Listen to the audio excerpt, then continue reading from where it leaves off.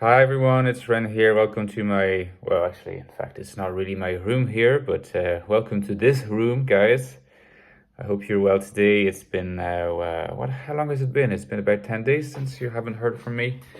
As I was sharing in a recent update, I had a really good reason to not be available. I am now married and now in Paris. As you might guess, I am not in Paris alone. I'm in Paris with my sweet wife, who is here in this apartment, but she is busy doing her thing, and I figured I had a bit of time to record a video for you guys. And I'm still planning on having video releases this weekend as well. We are going to be exploring more of the city later in the afternoon. We arrived yesterday. We already did a bit of visiting this yesterday afternoon. And today we are planning to, I don't know if there's many of you who've been to Paris, but we are planning to visit the Jardin des Plantes, the Museum of Natural History. We're planning to visit Beaubourg, the Centre Georges Pompidou, which is kind of a modern art complex, which is really cool to look at.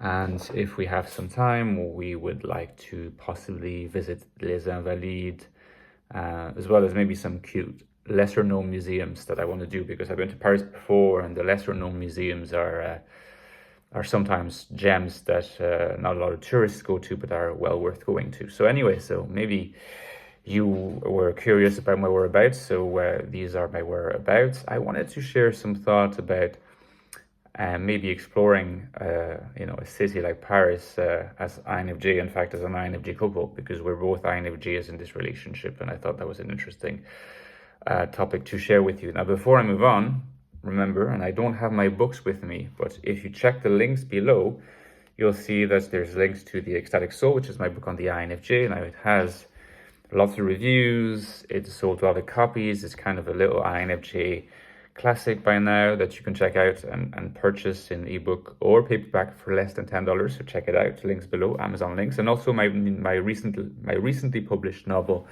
The Infinite Castle, which you can also check out. Less than $10. It's a book if you're into Dostoevsky, Kafka, if you're into tortured INFJ protagonists, main characters, you might be interested in that. Don't forget you can support me on Patreon. There's now 25 of you supporting me on Patreon. Thank you so much to those who are supporting me, and this makes a massive difference to my ability to continue producing videos and to my financial independence. So thank you so much, and I always need more support, so thank you for that. So it's interesting visiting Paris through this kind of MBTI prism, because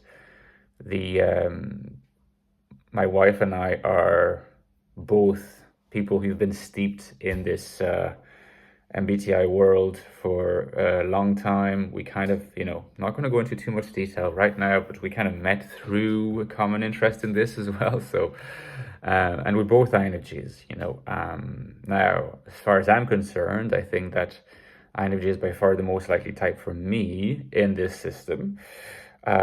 Because as I like to repeat sometimes, according to other systems, I might be different types, possibly FE first, but in MBTI, I think INFJ is by far the most likely type for me, but it's equally true of my wife, of my partner, and I can pretty much vouch for that.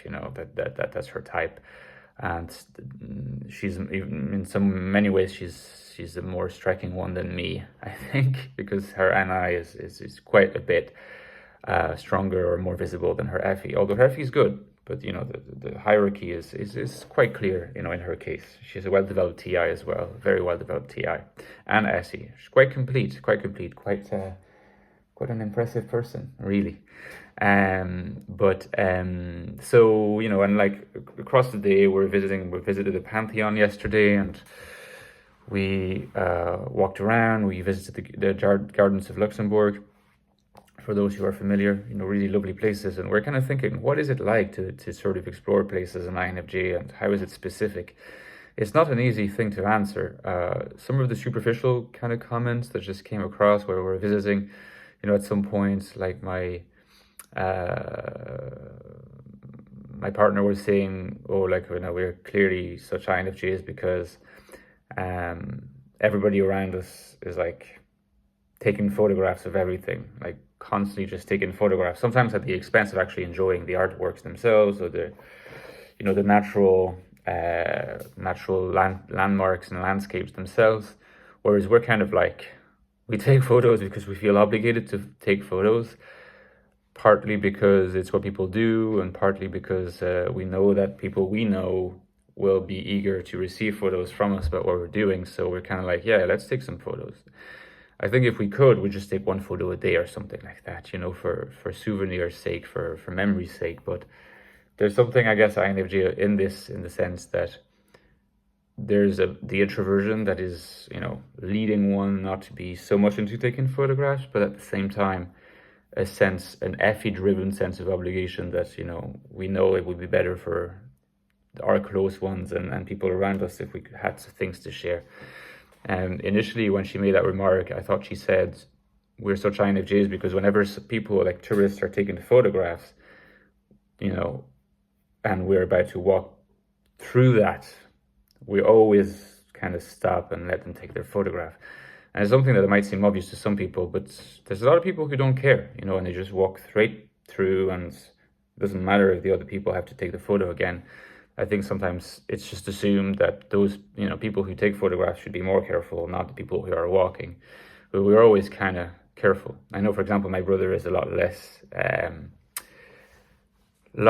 intent on giving people their time in this way, and that might point to some differences. But like I was saying, some of these differences are probably a little bit superficial.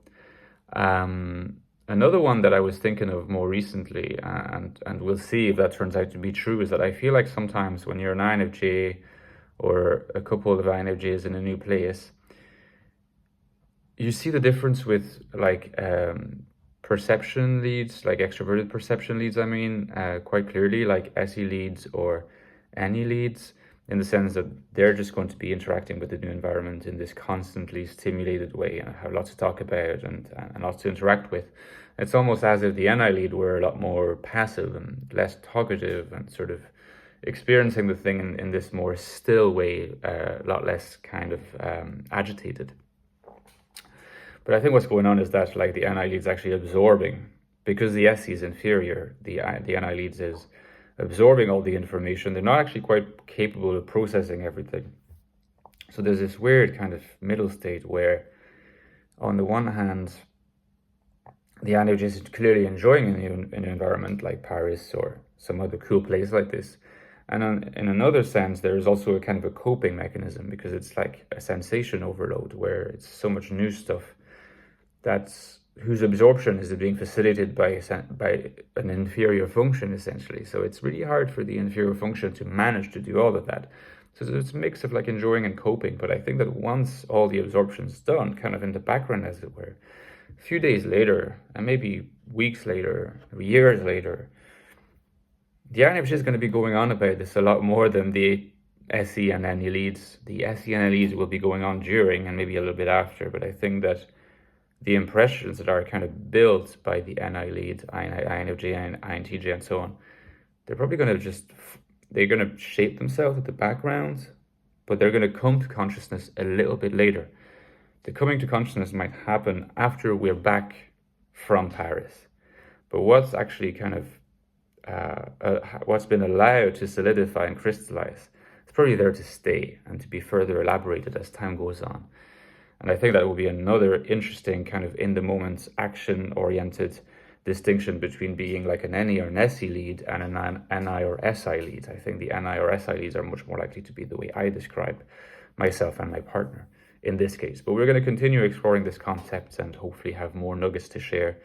There's another topic that I'd like to cover. We've talked about this with my partner a little bit earlier today and yesterday, about the differences between like TI dominant and FI dominant being sometimes more of a gray area than people assume.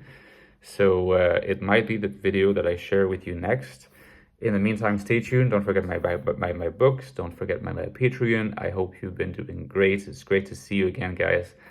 And I will see you, well, maybe tomorrow, like whenever I get the chance, I'll try to record a video for you, and definitely this weekend. See ya. Bye bye.